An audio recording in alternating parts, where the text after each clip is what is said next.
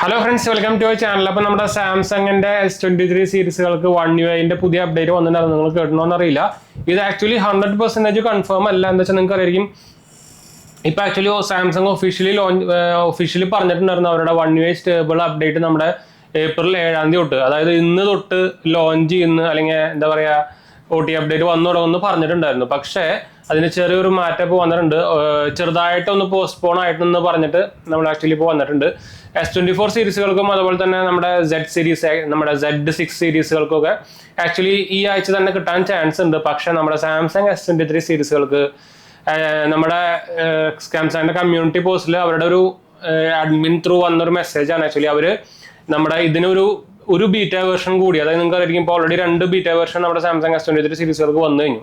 1UI 7 ഒരു beta version കൂടി വരുന്നുണ്ടെന്ന് പറഞ്ഞിട്ട് ഇപ്പോൾ ഒരു നോട്ടിഫിക്കേഷൻ കാണാൻ വന്നിട്ടുണ്ട്. അതായത് ഒരു എന്താ പറയുക, ഒരു കസ്റ്റമറിന്റെ കംപ്ലൈന്റ് ആക്ച്വലി റിപ്ലൈ കൊടുത്തിട്ടുണ്ടായിരുന്നു. അപ്പോൾ അതിന്റെ ഭാഗമായിട്ട് നോക്കിക്കഴിഞ്ഞാൽ ഇനി ഒരു ബീറ്റ അപ്ഡേറ്റും കൂടി നമ്മുടെ S23 സീരീസുകൾക്ക് 1UI 7 ഉണ്ടായിരിക്കും.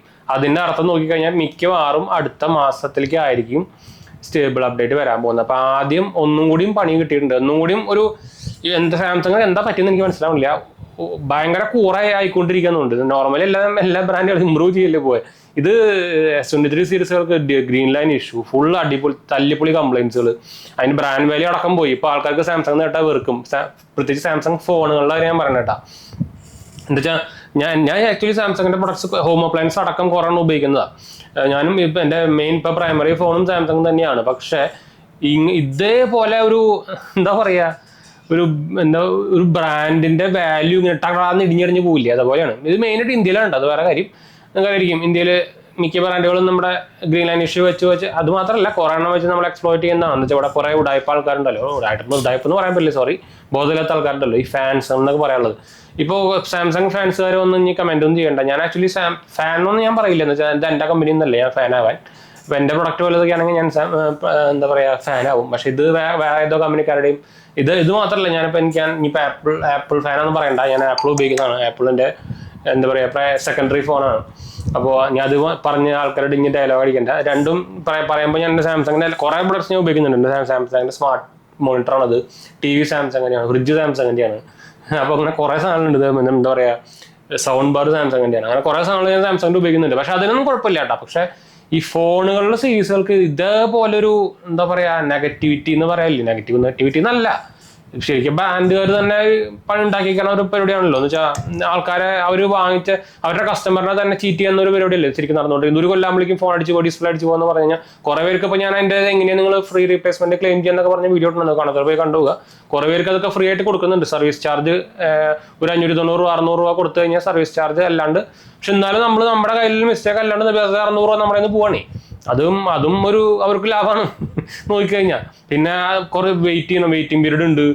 പിന്നെ നമ്മുടെ പ്രൈമറി ഫോണൊക്കെ ആണെങ്കിൽ അത് ഭയങ്കര ഇഷ്യൂസ് ആണ്.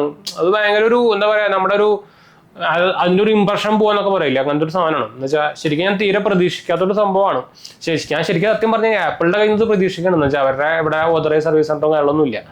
സാംസങ്ങിന്റെ ഞാൻ തീരെ പ്രതീക്ഷിക്കണമെന്നില്ല. പക്ഷെ നേരെ ഇപ്പോൾ ഉൾട്ടിയായിട്ടുണ്ട്. ഐഫോണിന്റെയും തല്ലിപ്പൊളി സർവീസ് ഒക്കെ തന്നെയാണ്, വേറെ കാര്യം. എക്സെപ്റ്റ് നമ്മുടെ മുംബൈയിലും ഡൽഹിയിലൊക്കെ അവരുടെ ഒഫീഷ്യൽ സ്റ്റോറുള്ള സ്ഥലത്ത് മാത്രം നല്ല ഡ്യൂട്ടി സർവീസാണ്. ബാക്കി എല്ലായിടത്തും കുറേ തന്നെയാണെന്ന് വെച്ചാൽ ബാക്കിയുള്ള ഏജൻസികളാണ്. അപ്പോൾ ഇതാണ് അവസ്ഥ. അപ്പോൾ എന്തായാലും നമ്മുടെ 1UI 7 നമുക്ക് ഇനിയും വെയിറ്റ് ചെയ്യേണ്ട വരും കേട്ടോ. അതും ഇപ്പോഴത്തെ ഓൾമോസ്റ്റ് ഒരു 96% തീരുമാനമായിട്ടാണ്. ഞാൻ ആക്ച്വലി ഇവരുടെ എന്താ പറയുക കമ്മ്യൂണിറ്റി ഹെഡിനൊക്കെ കോൺടാക്ട് ചെയ്യുന്നതാണ്. അപ്പോൾ അവരും പറയണത് കൺഫേം അവർ പറയുന്നില്ല, 100% പറയുന്നില്ല. പക്ഷേ ഓൾമോസ്റ്റ് ഡിലേ ആയിട്ടുണ്ട്. ഓൾമോസ്റ്റ് മിക്കവാറും ഒന്നെങ്കിൽ ഏപ്രിൽ അവസാനമായിരിക്കും, അല്ലെങ്കിൽ അടുത്ത മാസം മെയിലായിരിക്കും കേട്ടോ. അപ്പോൾ ഇത് ഇവർ എത്ര കാലം തരുന്നു നീട്ടി പോകുന്നു. ഒരു സാധാരണ സാംസങ് കറക്റ്റ് എല്ലാ അപ്ഡേറ്റിന്റെ കാര്യത്തിൽ ഭയങ്കര കിടലും സാധനമായിരുന്നു. നമ്മുടെ ഗൂഗിളിന്റെ പോലെയായിരുന്നു. ഗൂഗിൾ പിക്സലിന്റെ ഫോണിലൊക്കെ എല്ലാ മാസവും കറക്റ്റായിട്ട് അപ്ഡേറ്റ്. ഇതിപ്പോൾ എത്ര കാലമായി 1UI 7 ഇറങ്ങിയിട്ട്, S25 സീരീസ് ഇറങ്ങിയിട്ട് ഇപ്പോൾ എത്ര കാലമായി. ഇതുവരെയായിട്ട് അവരുടെ പഴയ അതിന്റെ മുമ്പത്തെ മോഡൽസ് പറയുമ്പോൾ അവരുടെ ഗാലക്സി ഒക്കെ അവരെല്ലാം കറക്റ്റായിട്ട് എല്ലാ ഫോണുകൾക്കും കൊടുത്തിട്ടുണ്ടായിരുന്നു. അപ്പൊ ഐഫോൺ അവരുടെ മെയിൻ ഫോണുകൾക്ക് പോലും അവന്മാരുടെ AI വന്നിട്ടില്ല. അപ്പൊ എല്ലാം കണക്ക് തന്നെയാണ്. ഈ രണ്ടെണ്ണം മെയിനായിട്ട് ഭയങ്കര നല്ല സൂപ്പർ കണക്കാണ്. ആപ്പിളും സാംസങ്ങും ഭയങ്കര കോമ്പറ്റീഷൻസ് ആണ് രണ്ടെണ്ണത്തിൽ. അപ്പൊ രണ്ടെണ്ണം നമുക്ക് അത് കൂടുതലായിട്ട് പോണപ്പോ സത്യം പറഞ്ഞു കഴിഞ്ഞാൽ.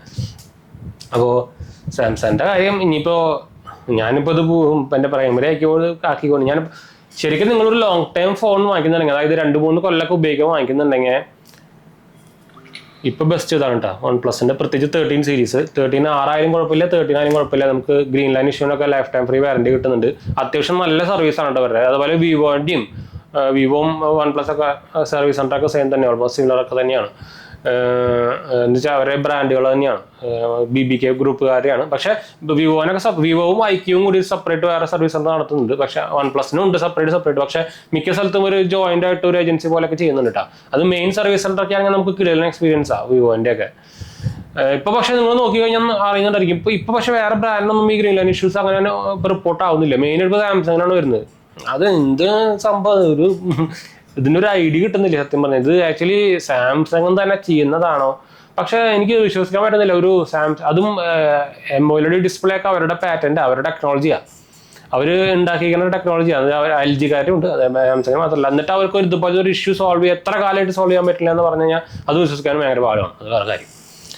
എന്താ വെച്ചാൽ വേറൊരു ഇതുണ്ട്. എന്ന് വെച്ചാൽ ഇത് മെയിനായിട്ട് സംഭവിക്കുന്നത് ഇന്ത്യൻ മാർക്കറ്റിലാണ്. യൂറോപ്യൻ മാർക്കറ്റിലൊക്കെ ഇത് ഭയങ്കര കുറവാണ് ഈ ഇഷ്യൂ, ഗ്രീൻ ലൈൻ ഇഷ്യൂ എന്നൊക്കെ പറയുന്നത്.